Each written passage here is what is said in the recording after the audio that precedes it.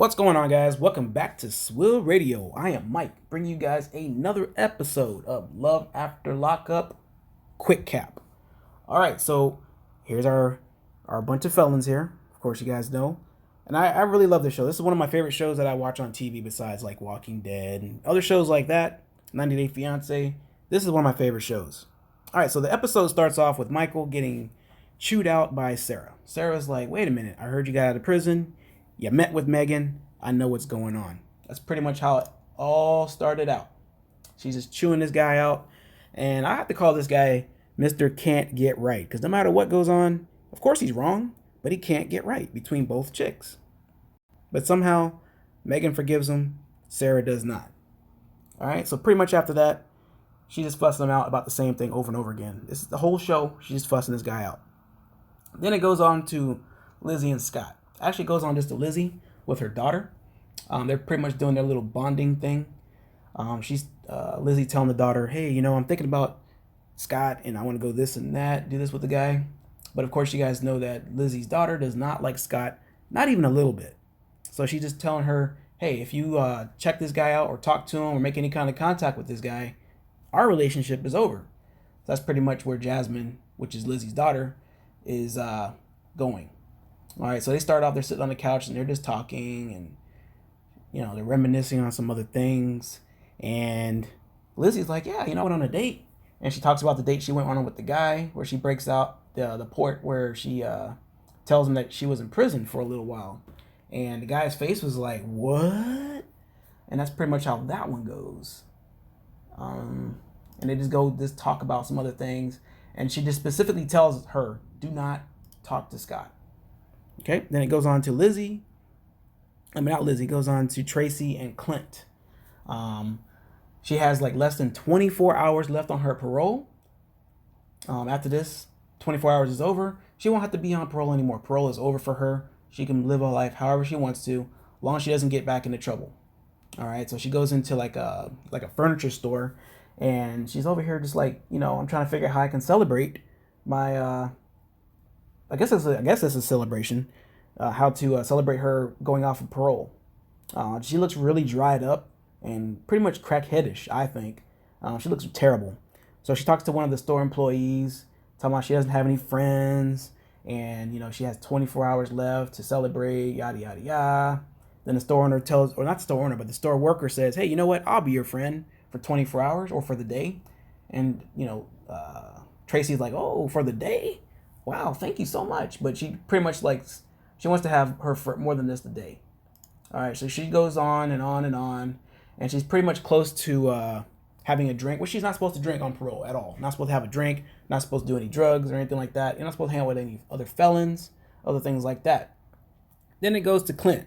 Clint's talking to his dad, because Clint really wants Tracy to meet her parents, have a good relationship with the parents. So he's trying to facilitate that. The mom's not having it. The dad is pretty much like, "I don't mind. I'll go ahead and give her a second chance." So Clint wants his mom to give Tracy a second chance as well. All right, so that's pretty much how that goes down. Then we got Lamar and Andrea. Of course, this guy gets out of jail. They go back to the house, and she lets Lamar know, "Hey, you need to go ahead and make a relationship with the kids again." All right, so he's talking to the two oldest and also the youngest. There's three of them. And he's letting them know, "Hey, I'm pretty tired." Actually, the oldest daughter lets him know, "Hey, you look tired, this and that." He's like, "Yeah, I'm pretty hungry. I've been eating a bunch of ramen noodles and a bunch of other stuff like that. So let's go ahead and get ready to go out to eat."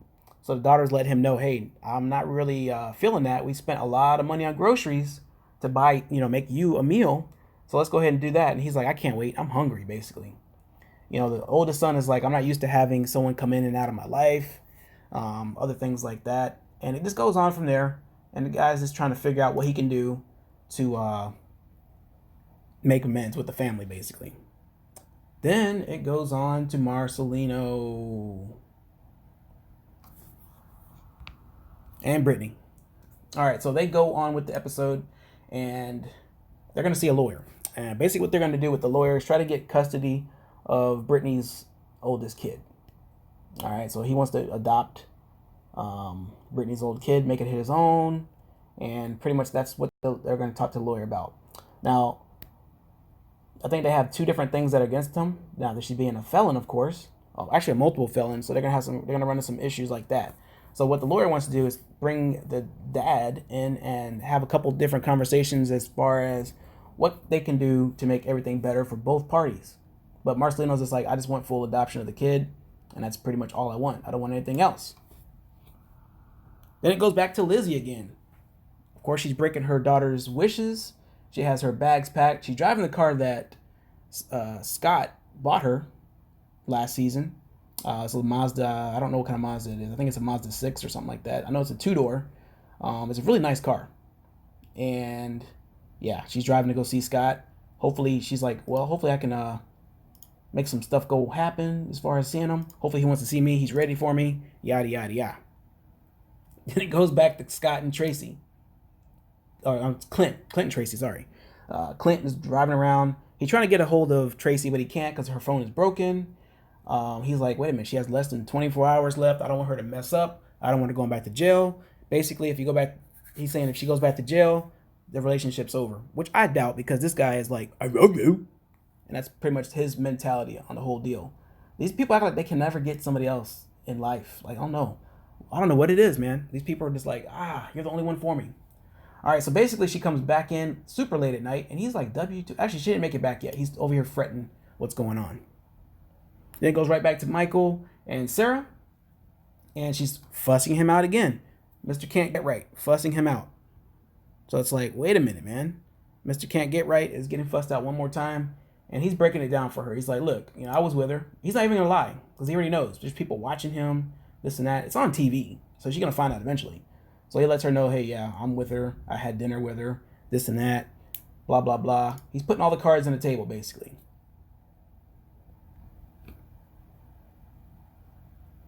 Then it's back to Clint and Tracy once again. He is pacing back and forth. Then she finally walks in the door, and he's like, WTF, babe? Where you been? And she's like, well, I almost relapsed. I almost had a drink. I don't think it was a drink thing. I think she's about to do some drugs, if you ask me. She's about to do some crack. Because her skin tone is so pale. She lost so much weight. Like, she was a little bit more fuller. She was a little bit more heavier. I think she lost about 50, 60 pounds, 80 pounds, something like that. I don't know. 38 years old. She looks like she's about, 50 or 60 maybe. But she looks terrible, man. If you guys doing drugs, holy crap, man. It does a big toll on your life.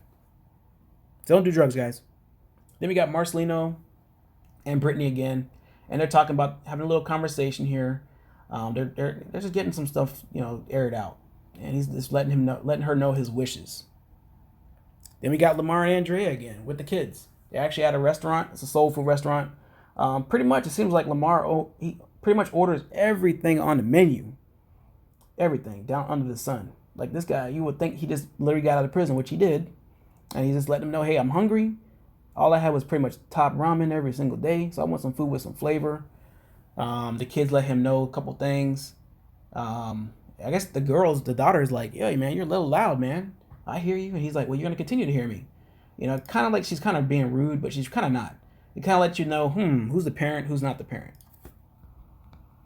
All right, so it goes back to Megan and Michael. He's at his mom's house, and she's trying to figure out what's going on. And he's like, well, she's pretty mad. Then the sister's like, well, she's pregnant, blah, blah, blah. And he's about to leave the house, and the mom's like, where you going? I'm going to go hang out with Megan. And he's pretty much like, I'm going to go relieve some stress, basically. And he finally meets up with her, and he tells her to pull up to the driveway.